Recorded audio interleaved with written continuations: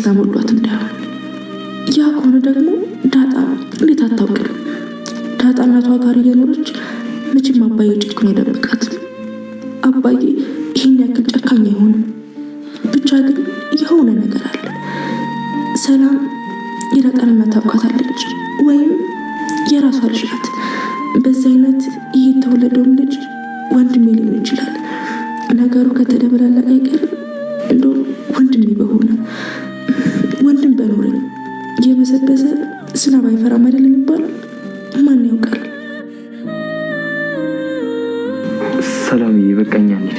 እንዴ ዛወይ የቤቱ ጣጣ ማለቂያ የለውም። አንዱ ደህና ሲሆን አንዱ ደህና ሲሆን አንዱ ይተካል ማለት ነው። አንድ ችግር ሲፈታ አንድ ይተካል። ዚስ ላይፍ ምንም ማድረግ አይቻልም።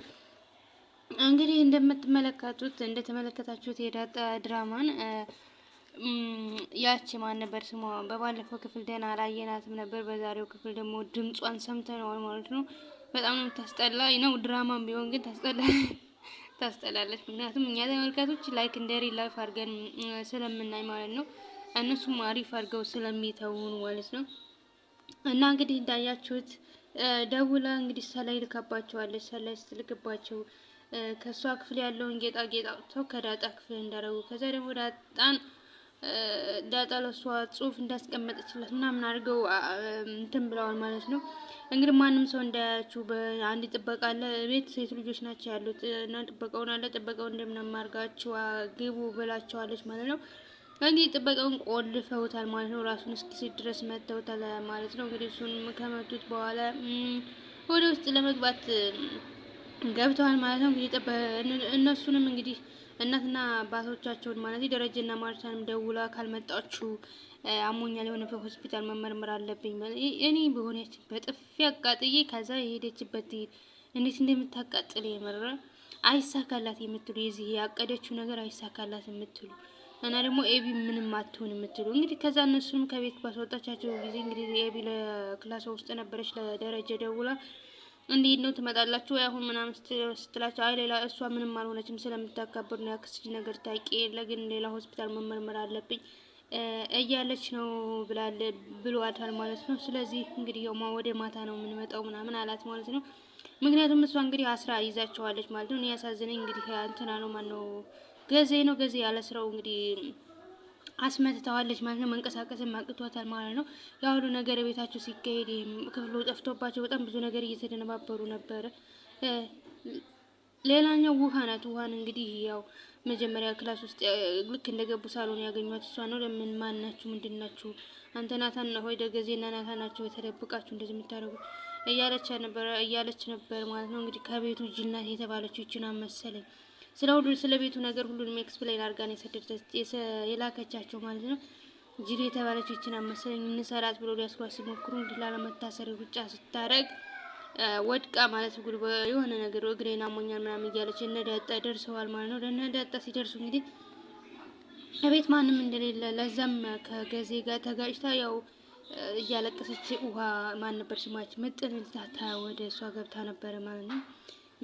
ከዛ እንግዲህ ምጥን በወጣች ጊዜ ገዜን ጥሪልኝ ብላ በወጣች ጊዜ ገዜ የለም። ገዜ እንደሌለ እንግዲህ ለዳጣ ነገሯት። ለዳጣና ውሃ ውጭ እየፈለጉት ነበረ።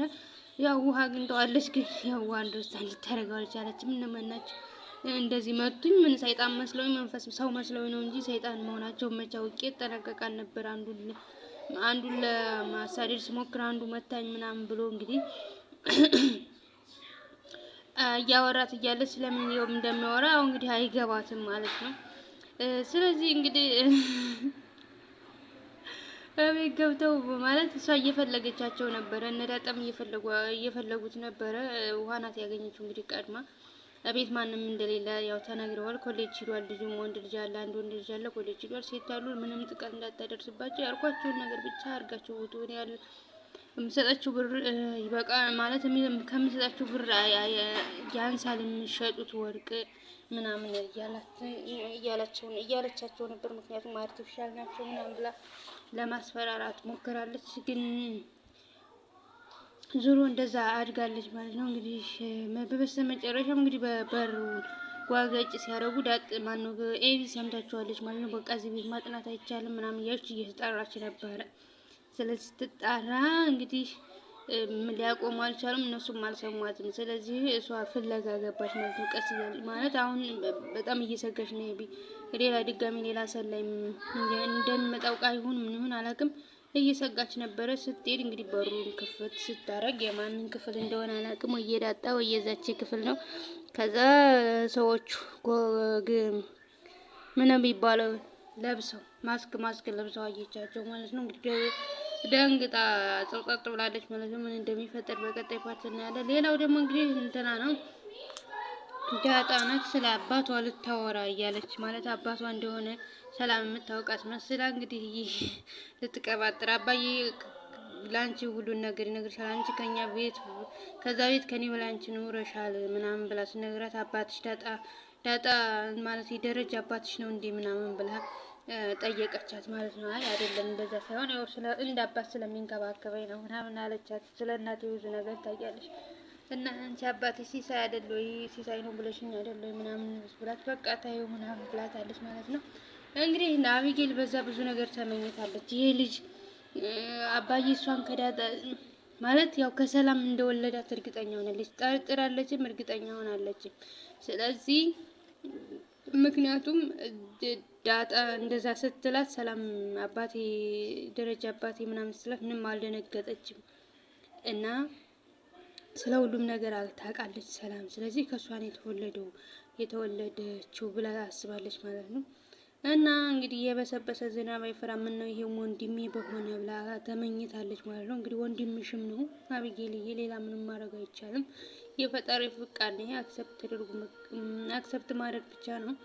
ስለዚህ ማለት እንትና ደግሞ ማን ነው ማርታ ናት። እንግዲህ እንደምንም ትናገራለች። ከሆነም ይሆናል፣ ካልሆነም ደግሞ ያው የሆነው ይሆናል። በቅጤና ላይክ፣ ሼር፣ ሰብስክራይብ